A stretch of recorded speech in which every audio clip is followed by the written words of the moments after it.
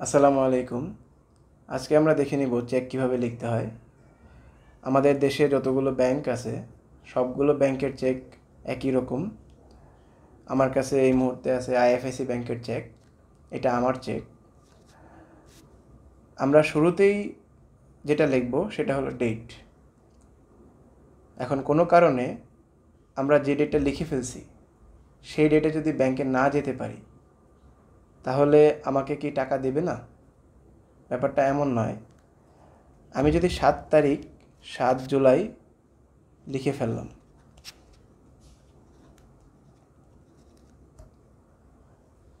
এবং এই তারিখে আমি ব্যাংকে যেতে পারলাম না, সেই ক্ষেত্রে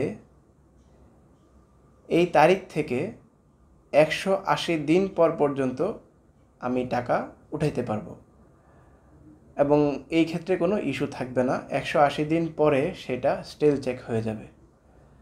সো আপনি যদি কোনো কারণে ডেট লিখে ফেলেন এবং সেই ডেটে না যেতে পারেন, কোনো সমস্যা নেই, আপনি 180 দিন পর্যন্ত এই চেক দিয়ে টাকা উঠাইতে পারবেন। এবং পে টুতে কার নাম হবে? পে টুতে আপনি নিজেই যদি ব্যাংকে যান সেই ক্ষেত্রে হবে এখানে নিজ, অথবা ইংরেজিতে সেলফ। তারিখটা আমি লিখেছি ইংরেজিতে। আমরা একটা জিনিস মনে রাখব, চেকে কখনোই বাংলা আর ইংরেজি মিক্স করব না।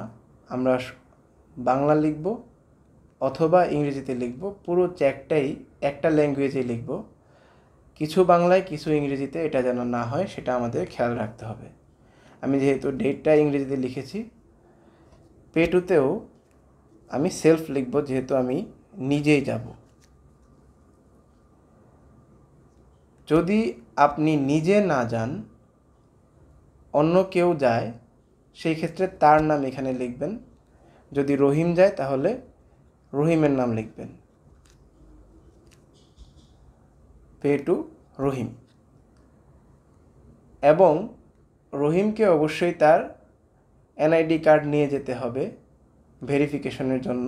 ব্যাংক কর্তৃপক্ষ রহিম কিনা সেটা যাচাই করার জন্য তার ভোটার আইডি কার্ড দেখবে এবং কনফার্ম হবে যে না, সেই রহিম।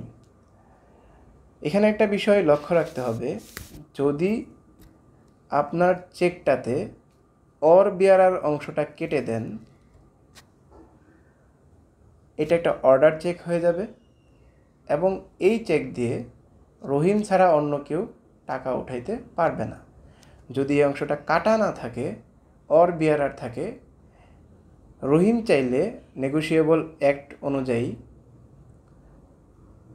রহিম চাইলে অন্য কাউকে দিয়ে টাকা উঠাইতে পারবে বা অন্য কাউকে এই চেকটা হস্তান্তর করতে পারবে। আমাদেরকে মনে রাখতে হবে, আমরা যদি এই অংশটা কেটে দেই সেই ক্ষেত্রে রহিম ছাড়া অন্য কেউ এই টাকা উঠাইতে পারবে না। বাকি অংশটুকু সহজ। যদি আমি 50,000 টাকা উঠাই তাহলে আমি এখানে 50,000 লিখলাম এবং এখানে কথায় লিখতে হবে 50,000 টাকা।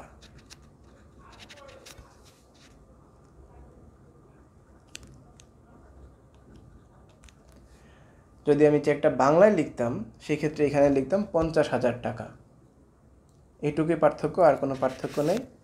এখানে আমার সিগনেচার হবে, আপনার চেকেও সেম এই জায়গাটাতে আপনাকে সিগনেচার করতে হবে। চেকের শুধু সামনের অংশটাতেই কাজ থাকে না, পেছনের অংশতেও কাজ থাকে। যদি আপনি এটা যদি সেলফ চেক হয়, যদি আপনি নিজেই ব্যাংকে যান, সেই ক্ষেত্রে পেছনের অংশটুকুতে এই জায়গাটাতে আপনি নিজে 2টা স্বাক্ষর করবেন। যদি মিস্টার রহিম যায় সেই ক্ষেত্রে রহিম স্বাক্ষর করবে। আপনি চাইলে কিছু কিছু ব্যাংক কর্তৃপক্ষ এটা সাজেস্ট করে যে যার চেক তার সিগনেচার থাকতে হবে, এবং যে বিয়ারার যে চেকটা নিয়ে এসেছে, যদি চেকের মালিক নিজে না এসে অন্য কাউকে পাঠান সেই ক্ষেত্রে তার সিগনেচারও লাগবে।